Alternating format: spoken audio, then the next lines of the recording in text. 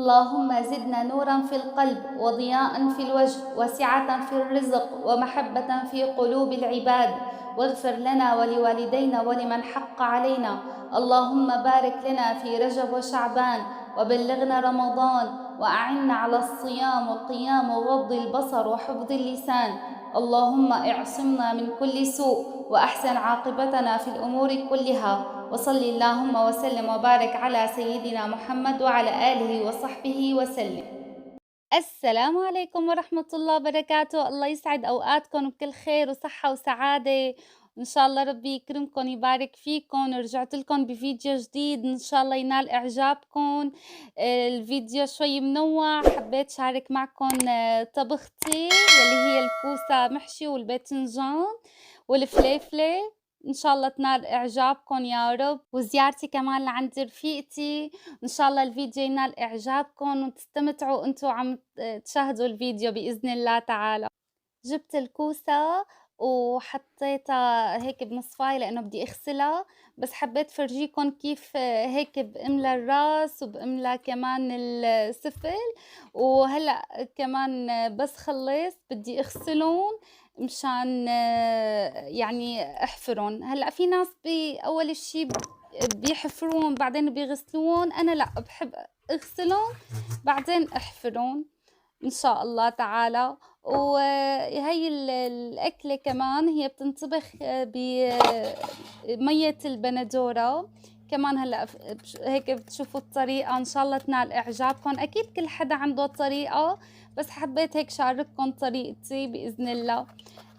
هي الفليفلة كمان أنا كنت هون مساوية راس فليفلة، بس حبيت فرجيكم كيف بقيم الراس. طبعا للي ما بعرف، يلي ما بيطبخها هي الطبخة أو ما يعني ما كتير هيك بيساويها، فحبيت ورجيكم هيك على المي لما بتحطوا الفليفلة بتفتحوا الراس. على المي بينزل كل البزر، بتغسلوها منيح بس انتبهوا ما تنشق معكم لأنه بدكم تحشوها. هلأ كمان هون لكل كيلو كوسة معدل كاسة رز. الكاسة العادية يعني سعتها 250 ميلي، بتكفي لكل كيلو. هلأ بحب أنا عيّر مشان أنا هيك بيطلع العيار مزبوط، ما بيزيد عندي لا حشوة ولا حتى إنه بينقصني حشوة أبدًا. كل مرة باعمل هي الطريقة وكتير ناجحة معي الحمد لله رب العالمين. بعد ما غسلت الكوسة والفليفلة حبيت شارك معكم طريقة الحفر. أنا مشاركتكم يعني الكوسة قبل بمرة بس مع الحمض هديك. هلأ هي نفسها الحفر نفسه، بس حبيت للي صبايا نضافوا معي جديد على القناة هيك إنه عيد شوي من حفر الكوسة. الله يكرمكم يبارك فيكم يا رب. هلأ أنا ساويت هون 3 كيلو كوسة وكيلو باذنجان ونص كيلو فليفلة. أنتم شلون بتساووا الكوسة محشي؟ بتحبوها ليوم والّا ليومين؟ هلأ أنا باساويها عن يومين، بالاقيها سبحان الله أطيب تاني يوم، كونه أنا يعني باتعب فيها أول يوم ما باتهنى فيها كتير، فتاني يوم هيك بتكون أطيب. وهون بنتي عم تستناني بتاخد مني الباذنجاناية وبتسقطها بقلب المي. هلأ الباذنجان بنحطه بقلب المي مشان ما يسود قلبه، مشان تضل الباذنجاناية من قلبها أبيض، بس الباذنجان الكوسة لأ ما بتذوب. فبنتي بتحب هيك تقول لي أنا باخد منِّك الباذنجاناية وباحطها بقلب المي، باقول لها يلّا إنه باقول يلّا اخطئي هيك يعني بتتسلى شوي. وإن شاء الله هيك ربي يحميهم. وكمان سبحان الله الولاد وقت بيوعوا إنه أمهم تطبخ وهيك بصير عندهم حب بعدين كيف يطبخوا كيف يساووا أكل، إنه لبعدين إن شاء الله. الله يا رب يحمي ولادكم وولادنا وولاد الجميع يا رب. هلأ أنا هون تركت الباذنجاناية دق الباب، فتحت بنتي فكانت جارتي قالت لي جاي أشرب عندِك زهورات، كتير بتحب الزهورات، يعني بتقول لي كتير عندِك طيبة، قُلت لها أهلا وسهلا. ففجأة والله فتركت كل شي من إيدي وقُلت لاساوي لها الزهورات. هلأ حطيت ميرمية وبابونج، عن جد كتير، كتير والله مفيدة، خاصة بالشتا كتير عم ارتاح على هذا المشروب، حتى هي جارتي داقته عندي وكتير حبّته. إيه والله، فحبّيت إنه ساوي لها إياه قالت لي: "كملي شغلِك." قُلت لها: "لأ خلص باقعد معِك هيك استراحة شوي بعدين باكمّل شغلي."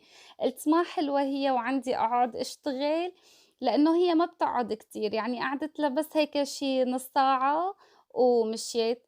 بس حبّيت هيك كمان حط لها جنب الزهورات، كان عندي والله قالب كيك فإنه قُلت لها حط هيك قدّام الزهورات. إيه والله، الحمد لله على نعم الله، الله يكرمكن يا رب. إيه واحكوا لي أنتم شلون صحبتكن مع الجيران؟ أنا والله سكنت تقريبًا هذا ببيتي تقريبًا هون صار لي 5 سنين، أول يعني تقريبًا 3 سنين ما اتعرّفت على حدا وأبدًا يعني، بعدين بعد تقريبًا شي بعد هدول ال3 سنين والله اتعرّفت على هي جارتي كتير حبّابة وكبيرة بالعمر، فإنه سبحان الله باتونس فيها. إيه والله الحمد لله رب العالمين.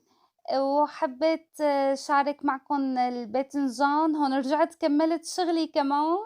هلأ هي نحن بنقول لها انزوعة هي الخضرا، ما بقيمها أنا من الباذنجاناية مشان وقت باحفر ما تنشأ، سبحان الله هي بالباذنجان بتحميها، إنه ما تنشأ معكم أنتم عم تحفروا الباذنجاناية، إنه إذا هيك خصوصي نحتمها كمان بدكن ترققوها، فبتحمي الباذنجاناية ما تنشأ معكم. احكوا لي كمان يا صبايا أنتم بتحبوا هي أكلة المحاشي والّا لأ مو كتير؟ هلأ سبحان الله نحن يعني عيلتي كلّها ونحن كتير، كتير بنحبها، وخصوصي كمان زوجي كتير، كتير بيحب أكلة المحاشي، حتى هي أول أكلة طبختها لمّا كنت سبحان الله تزوجت وكنت عروس، فأول أكلة طلبها منّي قال لي: "بدي يعني إنه تطبخي لي المحاشي." فشوي والله لقيتها صعبة، قُلت لحالي إنه شلون هيك بدي أطبخها وأنا إنه لسه إنه يعني باعرف أنا الحمد لله أحفر وهيك، بس ولا مرّة إنه مستلمة طبخة كاملة.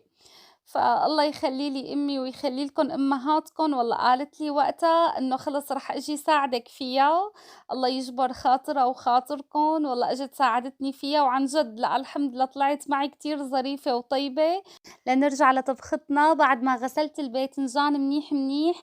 هلأ بتقيموا هي الخضرا اللي حوالين الباذنجان وبتقسموها، بتقسموا هذا الأبيض الكنار.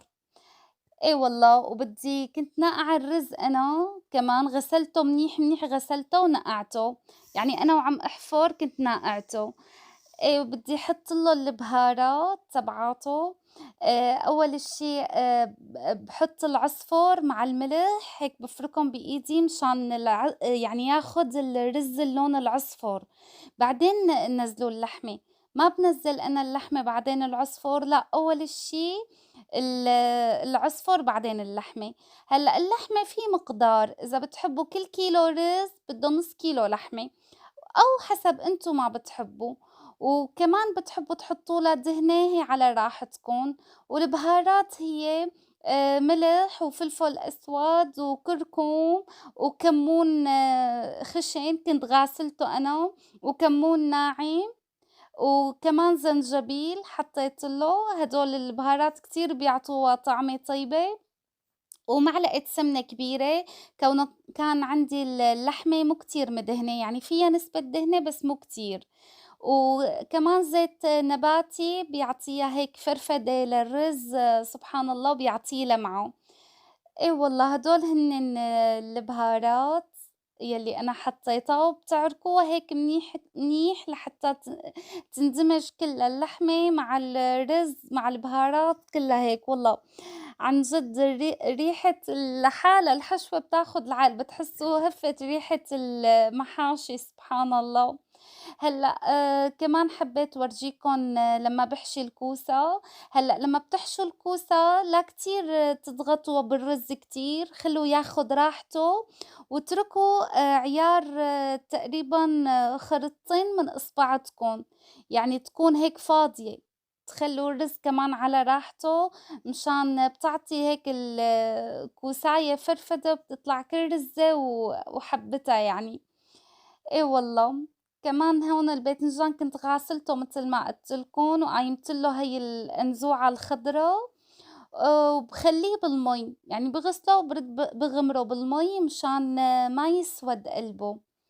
وباخلّيه بالمي هيك باصفّي المي من قلبه كل باذنجانة بباذنجانتها وباحشيها.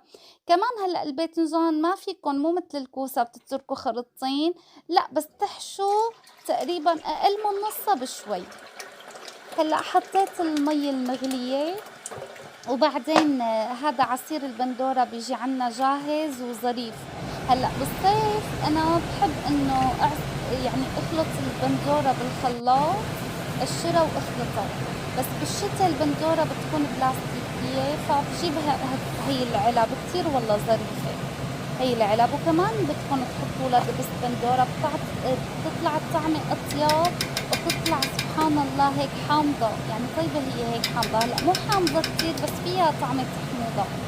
هلأ في ناس بتحط لها حمض، أنا ما باحب لإنه سبحان الله هي هذا رب البندورة هو فيه ال هيك بيعطيها طعمة حامضة، فبتطلع كتير طيبة الحمد لله رب العالمين. كتبوا لي بالتعليقات بتحبوا الكوسة محشي شلون بتطبخوها بأنو طريقة. ما بعرف إذا إخواتنا بالمغرب بالجزائر ببلاد تانية يعني بتونس بأي بلد بتطبخوها هي الأكلة ولا لا.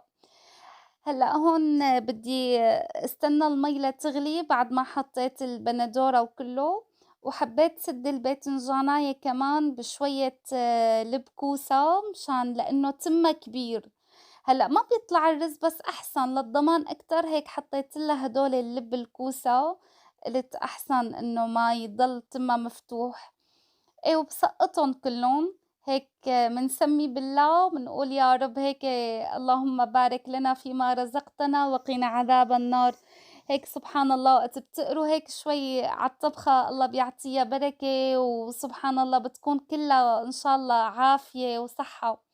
وكانت والله بنتي شوي مرضانة فقُلت باحط لها بطاطا مع الكوسة، أنا عادةً والله ما باحط، بس كان عندي هيك 3 بطاطايات صغار قُلت هيك باحط لها إياهن بتاكلن. إيه والله استنيتن لغلوا تقريبًا هلأ طبخة الكوسة محشي كلّها بتاخد على بعضها نُص ساعة ما بتاخد كتير وقت. كنت داقّة تقريبًا راس توم كامل بتقشروه بتدقّوه منيح وبعدين حطيته بالمرقة. إيه والله، وهلأ بتحطّوا التوم بتخلّوه يغلي معاه 10 دقايق، لإنه سبحان الله التوم بيخلّيها تستوي أكتر. والله لو في تقنية توصّل الريحة لعندكم، يعني والله الريحة بتغوّي بالقلب، كتير، كتير سبحان الله أنا باحب ريحة المحاشي كتير. حبيت جرّب كوساية إذا استوت فباقسمها بتحبّوا تدوقوها كمان هيك سبحان الله هي طيبة قبل ما تاكلوا المحاشي طيبة كتير هي الكوساية بتكون. وبتشوفوا على الاسم إذا كانت هيك إنه ما عم يعني ما عم تقرط معكم عم تنقسم بسهولة معناها خلص استوت. هلأ هون استوت المحاشي وبدي اسكبها. هلأ بما إنه ما شاء الله كمية فأنا ما باسكب المرقة أول لأ. والسكب بيكون بمعالق خشب مشان يعني ما المعالق التانية الstainless ب يعني بدها تنجرح معكن الكوساية أو هيك تعطيها تنقسم معكن، فيا بمعالق سيليكون يا إما بمعالق خشب. هيك وكمان يكون الاستوا كمان ما تخلّوها تطرى زيادة، لإنه متى ما طريت زيادة ما بتطلع كتير طيبة، يعني بحدود إنه هلأ هي ما بتاخد أكتر من نُص ساعة، نُص ساعة و5 دقايق maximum. كتير، كتير والله طيبة، جربوها يلّي مو مجرّب أكلة المحاشي وعن جد كتير، كتير بتدعوا لي إن شاء الله، وهي والله أكلة خضرا هيك طيبة وسبحان الله نافعة وخاصة الكوسة والباذنجان هيك كلّه والله كلّه نافع الحمد لله، الله يديم نعمه علينا يا رب. سبحان الله وقت يعني نكون هيك بسوريا غير هون، هون سبحان الله العالم مو كلّها بتطبخ نفس الأكل، وقت كنّا بسوريا مثلًا نمر من جنب بناية أو من جنب بيت نشم ريحة المحاشي، ريحة الملوخية، أي روايح أكل سبحان الله هيك ما باعرف يعني هلأ ما حيفهمني إلا اللي سبحان الله هذا الشعور وقت هيك إنه كتير طيب سبحان الله، وكتير هيك بتحسّوا في روحانية. الحمد لله رب العالمين، الله يديم فضله علينا يا رب. حبيت كمان شارك معكم أنا وعم آكل شلون هيك إنه الرز مفرفد والكوسة رقيقة، عن جد والله كتير كتير طالعة ظريفة. الله يديم النعم ويكرمنا ويكرمكم يا رب، وهيك يجبر خاطركم. وحبيت كمان نعايدكم بشهر رجب إن شاء الله هيك يا رب يكون خير وبركة عليكم وعلينا وعلى جميع البلاد والعباد يا رب، ويكرمنا بشعبان ويبلغنا رمضان غير فاقدين ولا مفقودين يا رب العالمين، وهيك يكرمنا بكرمه إن شاء الله يا رب. إي والله. هون باليوم التاني هذا اليوم التاني كانت قايلت لي رفيقتي إنه تعالوا هيك عملت لنا جمعة حلوة، الله يجبر خاطرها ويكرمها والله معذبة حالها، وكانت بنتي أخدتها من المدرسة ورحت لعندها فورًا، والله جايبة هالوردات الحلوين الله يكرمها، وعاملت لنا أكلات طيبة من تحت إيديها والله كتير كتير طيبين، الله يجبر بخاطرها ويبارك فيها، والله عن جد بيصيروا الرفقات يعني بالغربة سبحان الله إخوات بيصيروا أكتر من سبحان الله أكتر من رفقة، ومساوية لنا كمان كراوية هي أكلة شتوية هي أكلة بالمباركات بس كمان بالشتا بيعملوها كتير كتير طيبة، الله يجبر خاطرها مذوقة والله. وهذا الجاتو كمان على إيدها مساويته ختمناها هيك بفنجان قهوة وجاتو، إن شاء الله ربي يكرمها ويكرمكن، واللي وصل معي لهون لا تنسوني من دعمكن، ربي يجبر بخاطركن يبارك فيكن، بحبكن كتير، السلام عليكم.